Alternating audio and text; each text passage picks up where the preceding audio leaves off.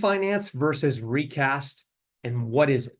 So there's a lot of people out there that already know what a recast is, but I'm going to review the recast. So a recast is a loan modification that anyone can do. So let's just say Sean Woland, I have a $400,000 loan on my house currently. And I'm looking to, well, I won the lottery. Let's just say I won the lottery. I got a big bonus. I have $100,000 that I want to put towards my mortgage. A loan and recast is something you can do with the servicing department of any lender. Usually it's about $250 to $350, something in there for an admin fee, where you can take a large principal amount, apply it towards your mortgage, and recalculate, re-amortize the payment to lower your payment. So it's called a loan recast. If you haven't heard that term before, it's very important. And here's why I think it's a really good tool to use and why I think you need to know more about it. If you have a buyer and a seller, whatever, and they're looking to purchase a new home and then sell later, bridge loan is something that is talked about quite a bit, and it's very expensive. They're short-term loans, and they're quite expensive with points, and there's just an expensive, and it's complicated. I do them. I always present them when the opportunity arises, and people go, wow, that's expensive. Yeah, let's do that other strategy you talked about. And here's that strategy. Let's just say your buyer wants to purchase a home, and they have 5% down. They have their own money outside of selling their home. And they can purchase the home, and they can qualify with that new purchase. They can buy that home, and then once that home sells, take that giant equity piece and apply it towards their mortgage to do a loan recast to lower their payment after they've already been living in it. So it's kind of like a bridge loan, but it's the easiest way of doing it. So again, what it is, it's a loan modification. It costs a couple $100 to $300. You take a large principal amount that you have somewhere from either the sale of a home, from a bonus that you received, or from the lottery, wherever you got the money, apply it towards your mortgage, and the terms of the loan do not change. So it's not a refinance. It's the same mortgage. Your rate stays the same, but the balance is going to drop, and we re-amortize that, recalculate your payment based on the new balance to get you a much lower payment for the remaining term on the loan. So think of it like a restructure of the loan. You apply $200,000 towards principal. You used to be $500,000.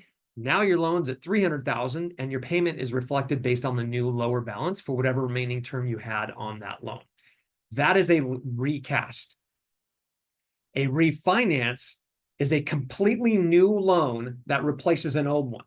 It's paying off this one and putting the new one in place. So totally different. A loan recast, I think, needs to be part of the conversation if you have somebody that is going to be buying a home and trying to sell another one, to eliminate any of the contingencies. Because if they can buy a new home without selling this one and put very little down or zero down and then do a loan recast later, it really is very, very helpful for the overall process. So if you have any questions on that, on the loan recast, reach out to me. I'd be happy to walk you through it. If you have any sellers that want to know a little bit more about that, let me know. But it is a great tool that we can use moving forward in this market, especially from people from California moving out here. They want to sell it later. They want to buy now, and then take advantage of, a refinance later, or they can recast instead. So just a nice little tool. Any questions on that recast? Yeah, I have a question. Sure. So if they currently have a loan on the original property, Yep. what are the odds they're going to be able to get a second loan on the new property? You'd be surprised. If it's, in order to yeah, I mean, some if the people can. buyer needs to, if the buyer can't qualify with both payments, it's not going to work. So the circumstances where I see this working quite a bit is more of a in the 600 to $1 million price range, where maybe the loan amount that they have is like 200,000 to 300,000, and they're getting a new, they're going to use the equity to put down on the new purchase, but they can afford both payments if they want to. That's the thing. So you have to consider that mortgage payment on the house that they currently have in on the debt to income ratios while qualifying for the bigger mortgage for the purchase. That's the hard part. If they can, it's a great tool. If they can't afford both the payments, that's when you do the bridge loan. Because the bridge loan, you don't have to count the payments of the home you're leaving. You take out all the money from it and you use it for the new. But when qualifying, you ignore all of the payments on the departing residence. That's the benefit of the bridge loan. But the bridge loan costs probably $10,000 to $15,000 more in fees than doing it this way. So if they have the ability to do it this way, where they buy the home, put less down, and then they pay themselves back or take that equity and do a recast, it's much cheaper, much, much cheaper. But good question. Did I answer that question for you? Yeah, you sure did. Yeah, Okay. that's because I've had no success with bridge loans. People, once they see those fees, they're just like, Yeah, no, yeah. it's super expensive. And the thought behind it is phenomenal. But keep in mind, lenders don't make any money until that loan is on the books for at least 6 months. So that's when they break even. They lose money if it's sold before then. So there's no way somebody will do a short-term loan because they'll lose money. So they have to charge points. They have to make their income upfront because they know it's going to be paid off very quickly. That's why they're expensive. I see. Thank you for explaining Yeah. that. Yeah, you're very welcome. Any other questions regarding loan recasts? Excellent. Well, if you have any sellers that need a conference call, buyers that need a conference call, let me know. I'll jump right in. I'll explain that to them so that you I have guys a can. question really quick. Yes.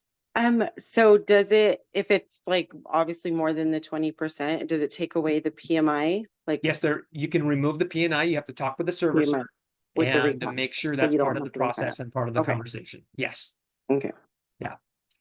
So sometimes the servicer can be somewhat a pain in the rear end.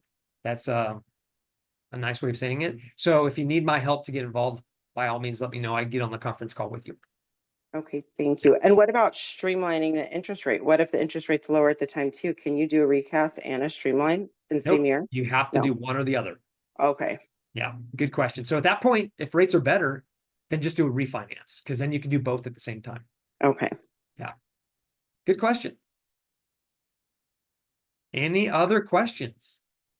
Okay, well, I'm going to show you what's happening with rates because I did not get a good gift for my birthday when it came to mortgage rates last week. So I'm going to share my screen real fast and then we'll jump right into what happened and what's going to happen as we move forward. So as you know, I talked about the jobs numbers and I said, well, if jobs numbers come in stronger, we're going to be screwed because the feds already are banking on the employment being higher unemployment than they expected.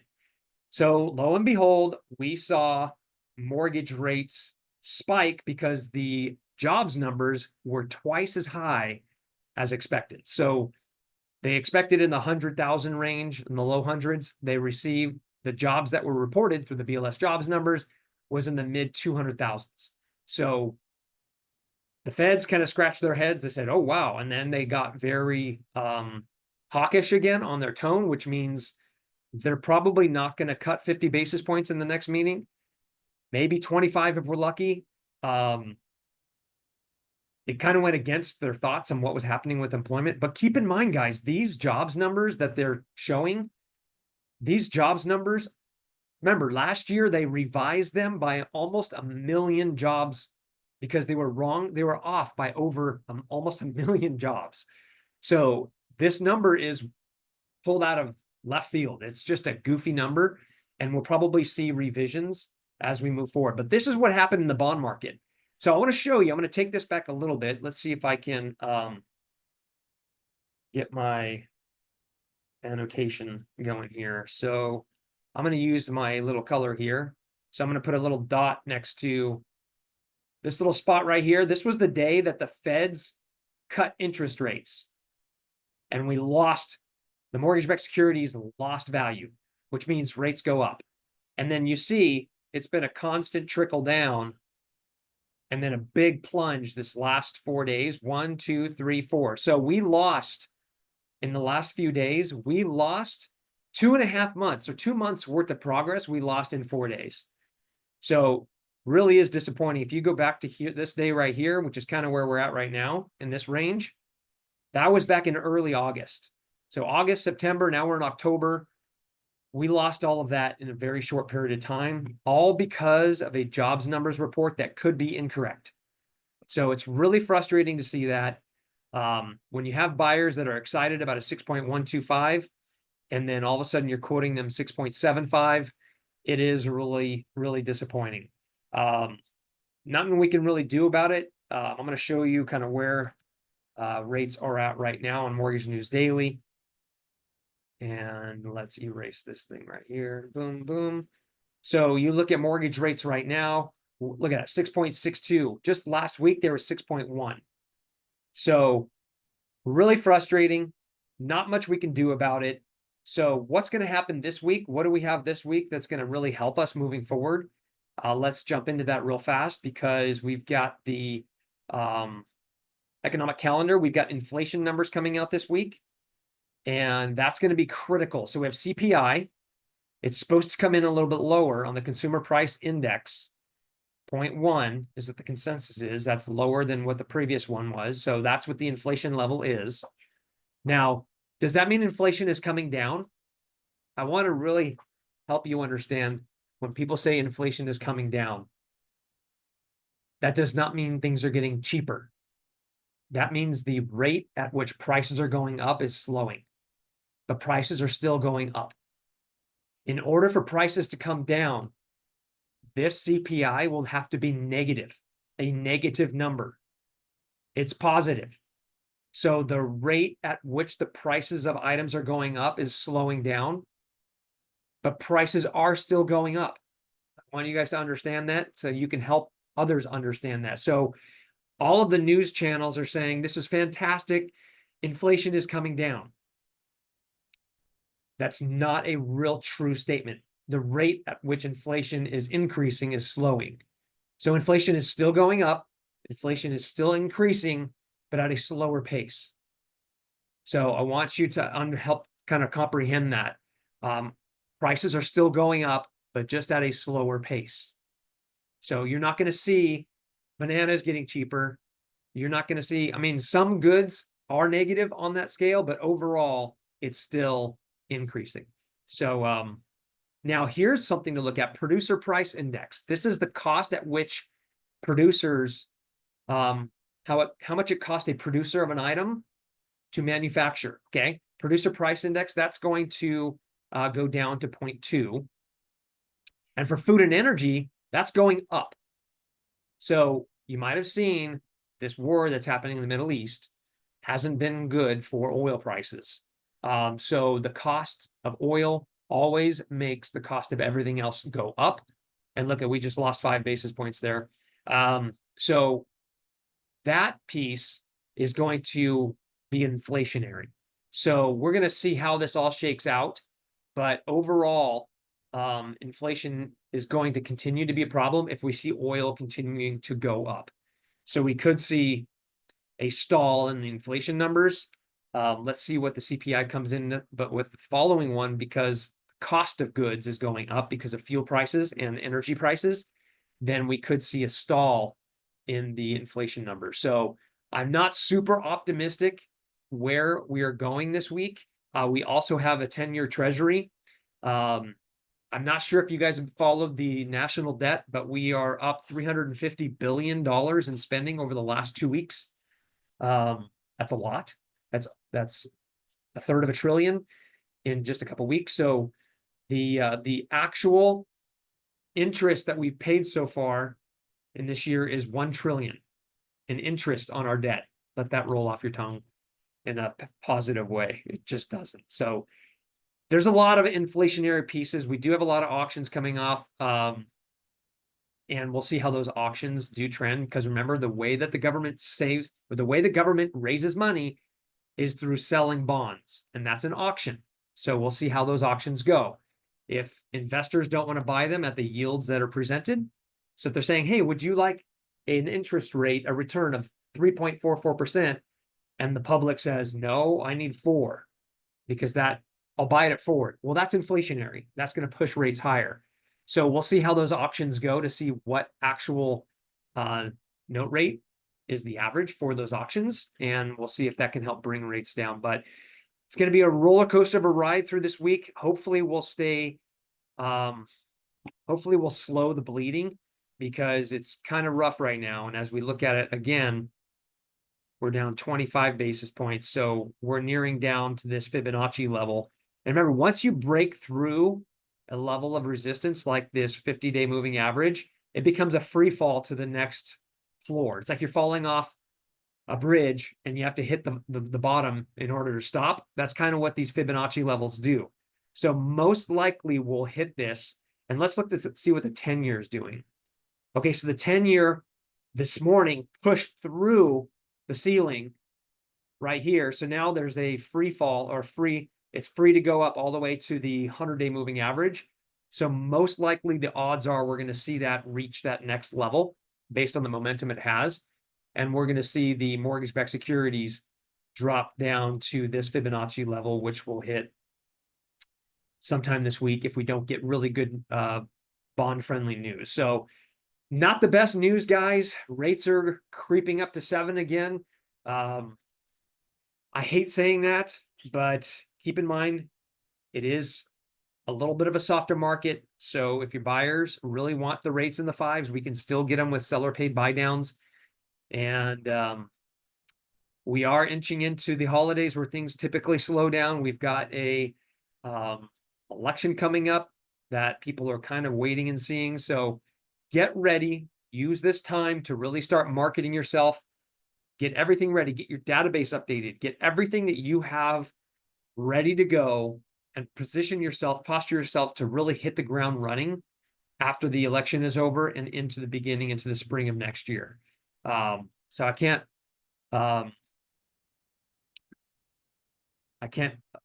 explain that louder. It's very important to use this slower time through the holidays to prep for next year. So use Aaron Hodson and what he has to offer in his coaching platform. I'm paying for it. It's free to you. Sign up. There's tons of tools. Like, you'd be blown away how many tools are in his system that you can utilize. And maybe there's 1 or 2 things that you've never seen before that can help you close 2 or 3 deals a year more. Use it. Take advantage of it. And yeah, absolutely prepare for the new year as we move into the 4th quarter here. So any questions on what's happening with rates, on loan recasts, maybe any weird scenarios you're in that I can help fix? I'll be I here to have answer. something. Yes. Okay, so Jennifer and I have this listing in Santan Valley, and there's a builder right next to it. Like, you literally turn left into the builder or turn right to our listing. And like, we're just not getting any activity on it. And then you see like all the signs with the interest rate and the payment of that one. So do you have a way or an idea that we can market the listing with some like Yes. a similar deal that Yes. they're offering? Yes. Okay. So every builder right now, they're smart. They're advertising a rate that is available with all of these stipulations, right? Right. Right. To a buyer to potentially attract them to that home instead of a resale, right? Mhm. It's just competition, right? So the way that that builder does it is all of the fees that they're giving are built into the price of the home. So if you want to do the exact same thing, you can. You just have to have a conversation with your seller that says, listen, the builder's paying for this. That rate's not available unless the seller is willing to give $15,000 to $30,000 Right. to the buyer to get that rate. Your sellers can do the exact same thing if they're willing to pony up. That's the problem. So if they're not willing to put that money on the table, then they're not going to Okay, be this one is, and we've lowered the price a couple times, little ones, and we can even go higher. We priced it really good. So I'm going to send it to you and see if you can give me the way to what price we need to be at to work that in the same for sure. deal So as the the builder. way they're doing that is by what I called a couple of years back when I brought this out, it's called stacking buy downs. They're buying down the permanent rate to one rate, and then they're doing a temporary buy down for a year to get even lower, or maybe even 2. I can give you a couple different strategies to make that very Scenarios, okay. attractive for somebody to Cool. try to get yours. And keep in mind, I would use the fact that you already have a backyard, you already have a Oh, pool, that's you what already we're have all of marketing it that. on, is like, Yeah. you're not gonna get a lot like this, but they're still going to the Yeah. builder after they look at it. Yeah, like we already have landscaping, because landscaping and pools and Yeah, hardscape, people don't realize when they're buying a new build that that's very expensive now. And if you can get it for the same price or, you know, comparable to a new build, we need to try to present that in a way that will work. So yeah. yeah, let's We need to definitely go off connect. of Send me, payment. They're yeah, strictly making their decisions off of payment. exactly, exactly. Okay, So, cool. yeah, I'll let's send it talk to you. about it. Thank you. Yeah, you're very welcome. Any other unique scenarios out there you have questions on?